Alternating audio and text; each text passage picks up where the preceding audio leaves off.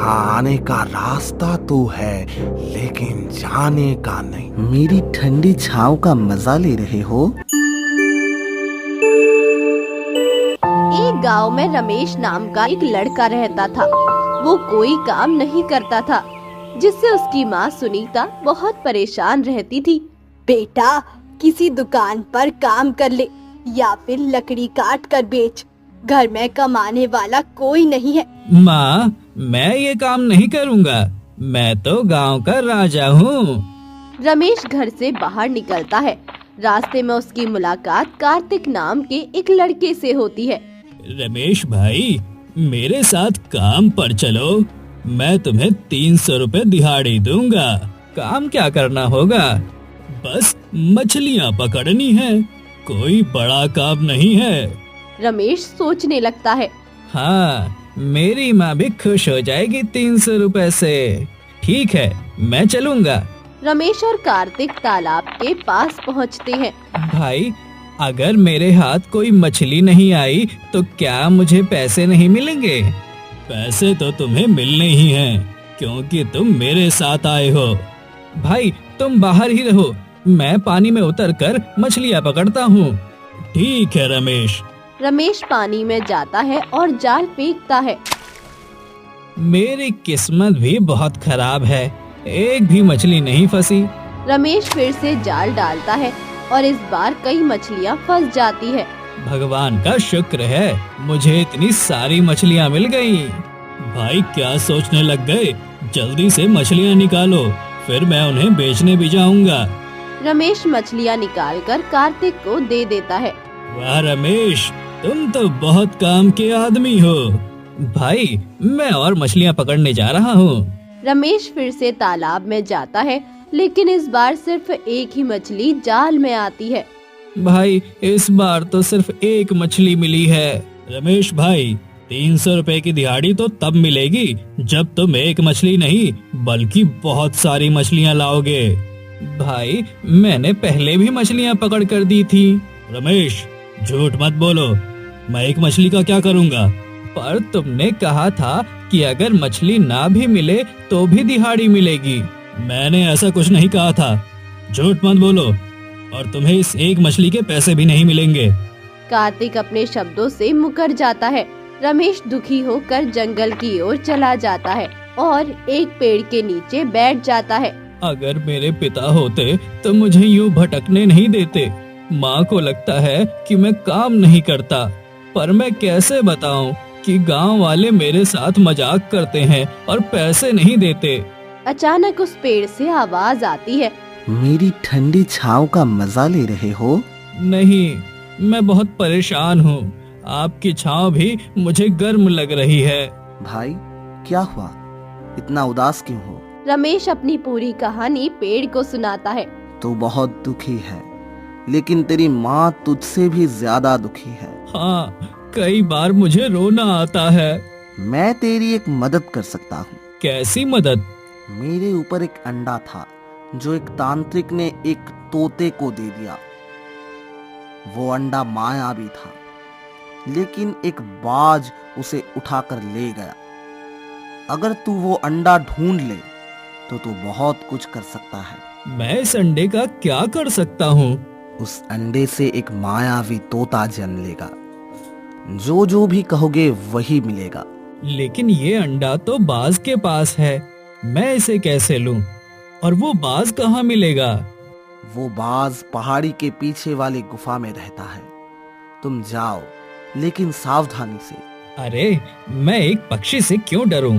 कोई बात नहीं, मैं गुफा में जाता हूँ। रमेश गुफा की ओर बढ़ता है और अंदर पहुंच जाता है। गुफा में बहुत अंधेरा था। यहाँ इतना अंधेरा क्यों है? इतनी अंधेरी जगह में अंडा खोजना बहुत मुश्किल है। तभी रमेश की नजर एक चमकदार अंडे पर पड़ती है। हाँ, ये अंडा मायावी लग रहा है। मैं इसे घर ले जाता हूँ। जैसे ही रमेश अंडे को छूने की कोशिश करता है, अंडे के ऊपर एक गोल चक्र घूमने लगता है और उसका हाथ अंडे तक नहीं पहुंच पाता। अरे, ये क्या हो रहा है? मेरा हाथ अंडे तक क्यों नहीं पहुंच रहा? तभी एक रहस्यमयी आवाज गूंजती है। अंडा लेने आए हो, बिल्कुल ले जा सकते हो। रमेश बहुत डर जाता है। लेकिन ये अंडा तो बाज का है। दानव हंसते हैं। वो बाज भी मैं ही हूँ। दानव रमेश का रूप धारण कर लेता है और रमेश और भी डर जाता है। अब तुम्हें यकीन हो गया या नहीं कि मैं किसी का भी रूप धारण कर सकता हूँ? दानव फिर से अपने असली रूप में आ जाता है। मुझे एक वृक्ष ने यहाँ भेजा है। मुझे नहीं पता था कि मेरा सामना किसी दानव से होगा। तुम बहुत भोले हो जो अकेले यहाँ चले आए। यहाँ आने का रास्ता तो है, लेकिन जाने का नहीं। ठीक है, आप मेरी जान ले सकते हैं, लेकिन अगर मैं आपके किसी काम आ सकता हूँ तो आप मुझे वो काम करवा सकते हैं। बस ये मायावी अंडा मेरी माँ को दे दीजिएगा। दानव को दया आ जाती है। इस मायावी अंडे से मुझे एक काम लेना है। अगर तुम वो कर सकते हो तो मैं तुम्हारी जान भी बख्श दूंगा और ये अंडा भी दे दूंगा। क्या काम है, बताइए। मैं पहले एक इंसान था। एक बार लकड़ी काटने आया था और प्यास लगने पर तालाब से पानी पी लिया। मुझे नहीं पता था कि वो तालाब बुरी शक्तियों से भरी हुई थी। जैसे ही मैंने पानी पिया, मैं दानव बन गया और मुझ में एक बुरी शक्तियां समा गई।